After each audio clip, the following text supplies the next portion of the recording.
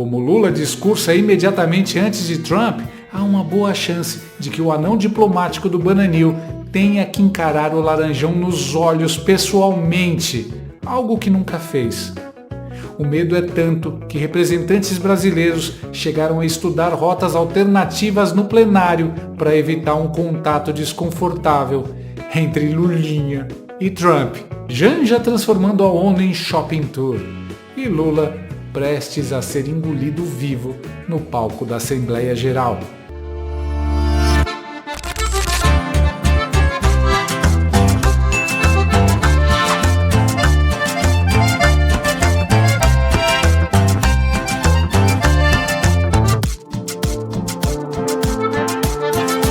Você que vai determinar se a gente hoje vai liderar a audiência ou não.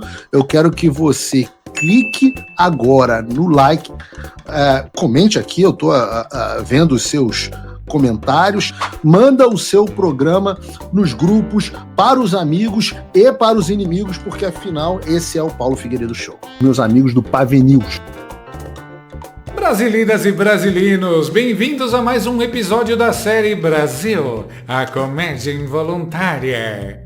Hoje temos de tudo. Ministro que vai para Nova York com coleira, primeira dama versão turista VIP da Quinta Avenida e Lula, o vassalo global, ensaiando seu maior ato de stand-up político na ONU. Só para ser vaiado pelo protagonista seguinte da noite, Donald Trump. Alexandre Padilha, nosso ministro da Saúde e gigolô de médicos escravos cubanos, conseguiu autorização para ir à Assembleia da ONU. Só que tem um pequeno detalhe.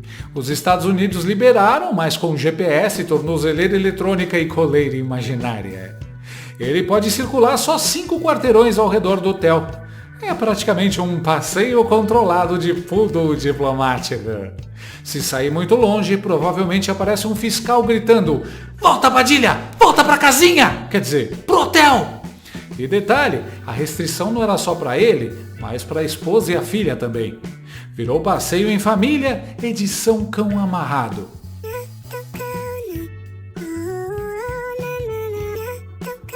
Imagina as férias em Nova York. Só conheceram a esquina da farmácia, a padaria da frente e o Starbucks mais próximo. Turismo versão modo demo. Mas calma, Padilha disse que não tava nem aí, fez até piadinha. Tô nem aí. Esse negócio do visto, é igual aquela música, tô nem aí, sabe? Não tem... Vocês estão mais preocupados com o visto do que eu, tá certo? Tô nem aí. Só que logo depois, quando soube das restrições, desistiu da viagem. Nem aí, né? Igual adolescente que diz que não gosta da festa, mas fica chorando porque não foi convidada. A prática impede a participação ativa do ministro da Saúde do Brasil em atividades para as quais nós somos convidados para fazer parcerias, inclusive para trazer investimentos, medicamentos. Mas então o senhor não vai, então, pelo que o senhor está explicando? É inaceitável as condições, porque eu sou o ministro da Saúde do Brasil. Quando vou para um evento como esse, tenho que ter plena possibilidade de participar do conjunto das atividades das quais nós somos convidados. Atividades importantes para o Brasil. E não parou por aí. Padilha escreveu cartinha para os outros ministros da OPAS, reclamando que foi injustiçado, que a medida foi arbitrária e autoritária. Parece até um aluno que levou suspensão por mau comportamento e mandou bilhetinho para os coleguinhas pedindo solidariedade. No fundo, a real é simples. Não teve Quinta Avenida, não teve comprinhas com verba pública. Aí bateu a revolta. Tadinha. Tadinha, que barra. Que tadinha, fia. Enquanto Padilha chorava por causa da coleira diplomática, Janja já estava em Nova York e resolveu dar uma passadinha na Uniclo. Porque afinal, qual é a função de uma primeira-dama petista? Representar o Brasil? Trabalhar em causas sociais? Não, quer fazer tour por lojas japonesas de roupa básica em Manhattan.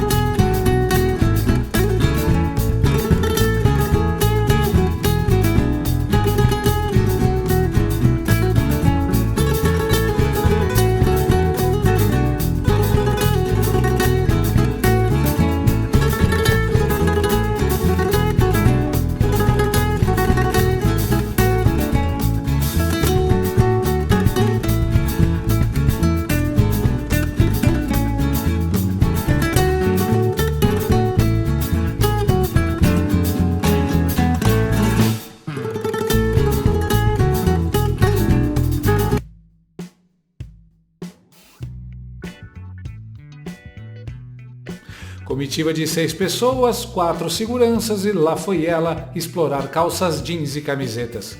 Parecia mais a turnê de uma celebridade da série Emily in Paris, só que em versão Janja em Manhattan. E, convenhamos, currículo de viagens ela tem. Desde 2023 já foram 33 viagens para 35 países. Só em 2025 já são 8 viagens internacionais, 2 sem o Lula. É praticamente uma influencer de lifestyle, só que bancado pelo contribuinte. Take action to end poverty now and to combat climate change. É até engraçado ver a Janja representando o Brasil sendo um tipo de embaixadora na ONU. Sabe o que a primeira desgrama nunca faz? Ela não visita escola pública, não recebe associações de deficientes, não pisa no Nordeste para falar com o povo. Mas na Uniqlo, aí ela se transforma em embaixadora da moda fast fashion. Parece vilã de novela no final, que deveria estar aprendendo humildade, mas ainda insiste em viver como milionária. Eu podia estar me acabando nesse baile funk. Mas estou aqui, cuidando desse velho. Janja, me caguei. De novo? Agora vamos ao clímax. Lula e seu plano genial de usar o discurso da ONU para desafiar Donald Trump. Ele quer bancar o líder rebelde e repetir feito um papagaio a palavrinha que ele acabou de descobrir que existe. Soberania. Então, quando o Lula fizer esse discurso, ele deve trazer alguns temas centrais, aí eu apurei com fontes do governo, que ele deve falar sobre 3 tópicos especificamente, que é a defesa da soberania nacional e a rejeição às medidas coercitivas unilaterais, ou seja, a defesa da soberania contra implicações, como aplicações como sanções, por exemplo. Ele não deve falar diretamente de Donald Trump, mas deve falar sobre como a soberania nacional é algo sagrado para o direito internacional. Ele também deve falar sobre o fortalecimento da cooperação multilateral e a busca de soluções diplomáticas para os conflitos atuais, os mais urgentes, e deve falar principalmente sobre o conflito em Gaza. E ao fazer esse discurso e ser seguido por Donald Trump, o discurso de Lula deve contrastar com o discurso de Donald Trump, que inclusive é um dos discursos mais esperados, ele que volta ao púlpito da ONU neste ano para o seu início de segundo mandato, ele que está há 8 meses já à frente do governo americano, e ele deve falar sobre a defesa ao unilateralismo, ele que inclusive retirou os Estados Unidos de diversos acordos internacionais, com destaque, por exemplo, para o Acordo de Paris, tirou verbas para organismos da ONU, para mecanismos de ajuda de defesa internacional, então deve haver um contraste muito grande entre o que o Lula deve falar sobre essa cooperação e sobre o multilateralismo e o que Donald Trump deve falar sobre o seu discurso de America First e de unilateralismo. Além disso, esses são alguns dos elementos e algumas das principais diferenças aí que devem aparecer entre Donald Trump e o presidente Lula, com o secretário-geral da ONU falando que essa é a grande Copa do Mundo da diplomacia internacional, e nesse torneio aí os Estados Unidos têm aparecido como adversário do Brasil por causa da situação das tarifas, então isso deve ficar evidente nesses discursos. Eu volto com você, Elisa. Priscila Asbeck conversando com a gente, e haja trabalho, hein, minha querida, nos próximos dias, com a comitiva brasileira chegando, a primeira-dama da República, Rosângela Silva, que já está em Nova York, já chegou uns dias antes, e depois vem a comitiva com o presidente brasileiro. Ele vai falar contra a fome, contra a desigualdade, contra a interferência estrangeira. Mas calma, a interferência da China, da Rússia, do Hamas, do Irã, do Foro de São Paulo, do PCC, essas podem. A única que não pode é a dos Estados Unidos do Trump, porque quando era o Biden, aí sim, Lula batia continência igual recruta novo em quartel. E aí vem a parte mais engraçada. O discurso dele vai ser imediatamente antes do discurso de Trump. É como ser a banda de abertura de um show do AC/DC. Você canta, grita, pula, esperneia, mas ninguém nem lembra.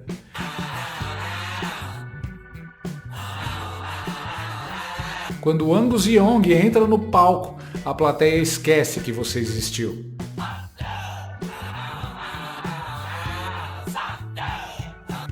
Trump fala bem, improvisa, tem carisma e o detalhe que mata, tem poder real.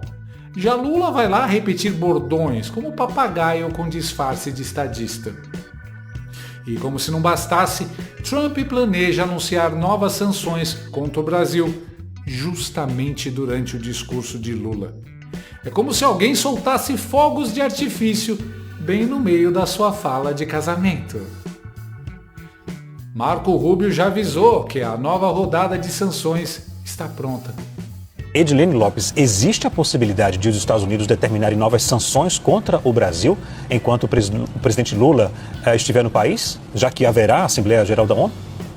Leandro, segundo interlocutores do ex-presidente Jair Bolsonaro, que também tem contatos nos Estados Unidos, essa é a expectativa. A comitiva do presidente Lula já começou a chegar ao solo americano para participar da Assembleia Geral da ONU. O discurso de Lula é na próxima terça-feira, dia 23, mas já há integrantes da equipe lá que relatam um clima tranquilo. A princípio, os vistos diplomáticos foram concedidos. Nós vimos que foi concedido, inclusive, para Alexandre Padilha, embora com restrições de trânsito no território americano. Mas Ricardo Lewandowski, um pouco antes, durante essa semana, também teve o seu visto, que havia sido suspenso, liberado, ou seja, num primeiro momento, sem problema. Isso porque a expectativa, pelo menos da base bolsonarista que tem contatos nos Estados Unidos, é que o constrangimento venha quando o presidente Lula já estiver nos Estados Unidos. A partir da segunda-feira, ele tem agendas relacionadas à Assembleia Geral da ONU e também as paralelas. O ponto alto é no dia 23 e Lula retorna ao Brasil no dia 25, na próxima quinta-feira. Enquanto ele estiver lá, há a possibilidade de os Estados Unidos aplicarem sanções, não necessariamente coletivas e econômicas, como foi o tarifaço, mas as sanções aos ministros do Supremo Tribunal Federal. Conforme nós adiantamos aqui mesmo na CNN, pode ser que não seja Magnitsky na intensidade que foi aplicada ao ministro do Supremo Tribunal Federal, Alexandre de Moraes.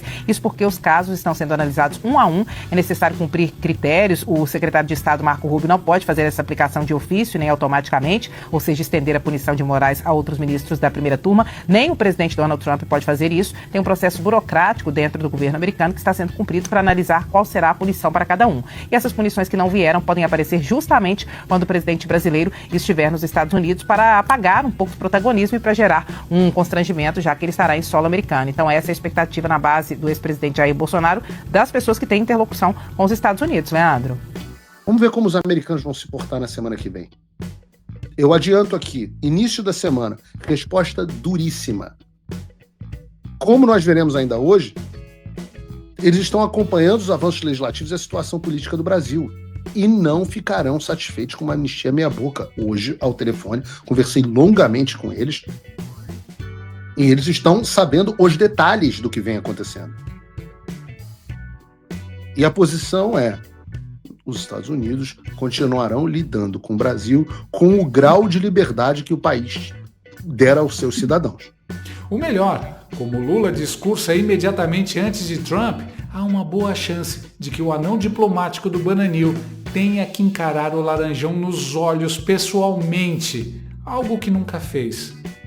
O medo é tanto que representantes brasileiros chegaram a estudar rotas alternativas no plenário para evitar um contato desconfortável entre Lulinha e Trump diante do clima diplomático delicado.